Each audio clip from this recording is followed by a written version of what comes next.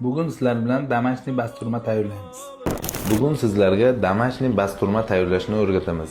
Buning uchun bizlarga mol go'shtining tozalangan kontrfilesi kerak bo'ladi. Bizlar buni basturma tayyorlash uchun oddiy mana osh tuzidan foydalanamiz. Bu osh tuzini ichiga mana shu go'shtimiz 3 kun davomiga turadi. 3 kun xolodilnikda turgan go'shtimizni tuzga botirgandan xolodilnikdan olib buni yuvamiz. Keyin buni yaxshilab yuvganimizdan keyin toza suvning ichiga 3 soat qo'yamiz. 3 soat toza suvning ichiga turgan go'shtimizni yaxshilab olib, suvini quritib, ularga marinovka qilish uchun qora murch kerak bo'ladi. Qora murch, tumeli, suneli,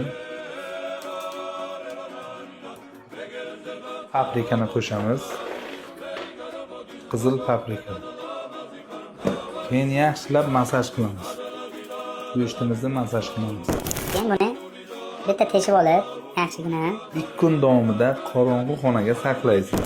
Tayyor basturmamiz уже tayyor holatda keldi. Sifatiga, ta'miga gap yo'q. Haqiqatan zo'r.